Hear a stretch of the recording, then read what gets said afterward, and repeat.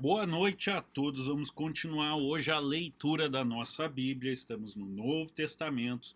Vamos para o livro de Atos dos Apóstolos 16 e depois a gente sempre troca uma palavrinha com vocês, dá uma bênção especial, então vem com a gente.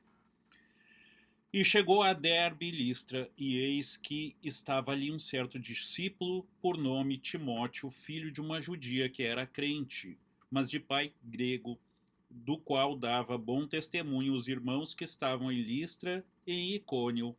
Paulo quis que este fosse com ele, e tomando-o, o circuncidou, por causa dos judeus que estavam naqueles lugares, porque todos sabiam que seu pai era grego. E quando ia passando pela cidade, lhes entregavam para serem observados os decretos que haviam sido estabelecidos pelos apóstolos e ancião em Jerusalém, de sorte que as igrejas eram confirmadas na fé e cada dia cresciam em número.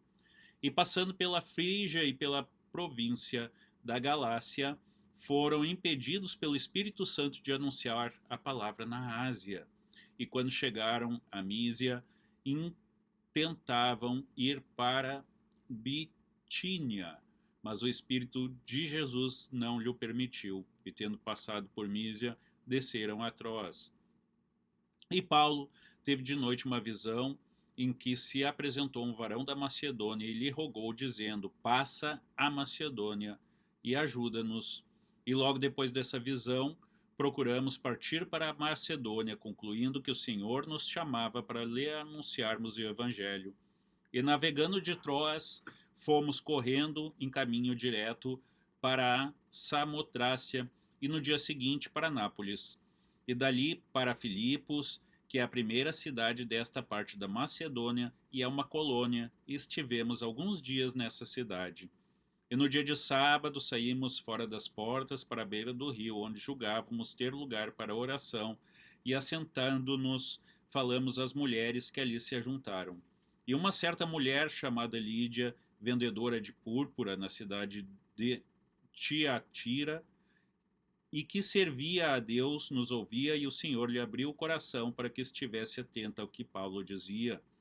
E depois que foi batizada, ela e sua casa nos rogou, dizendo: Se haveis julgado que eu seja fiel ao Senhor, entrai em minha casa e ficai ali. E nos constrangeu a isso.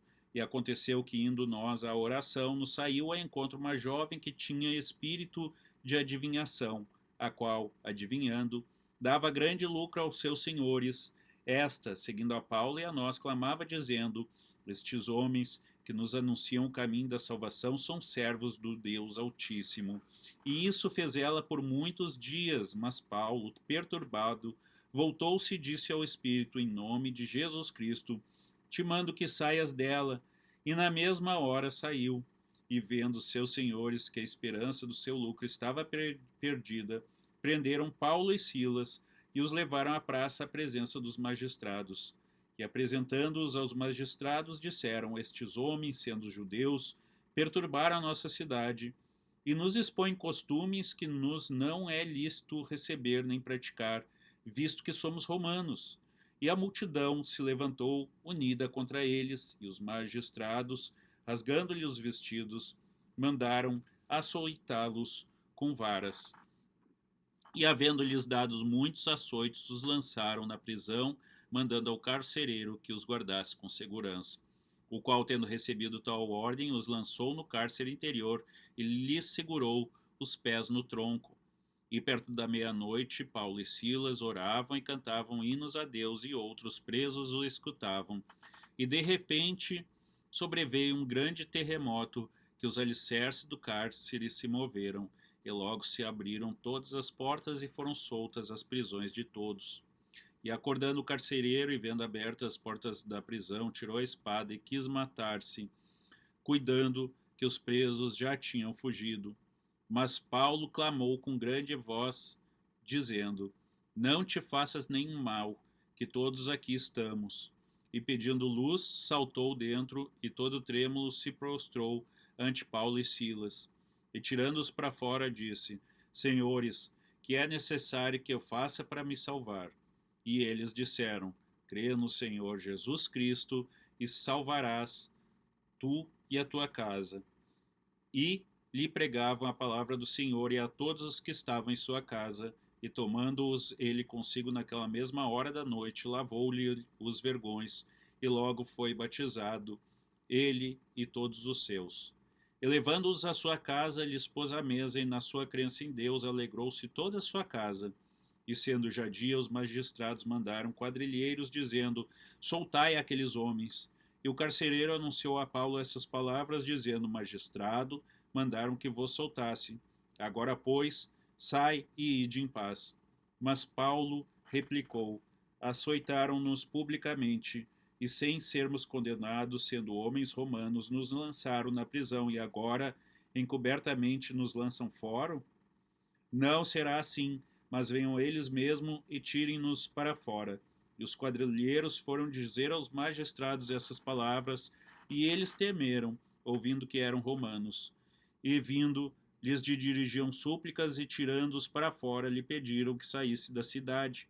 E saindo da prisão, entraram em casa de Lídia, e vendo os irmãos, os confrontaram, e depois partiram.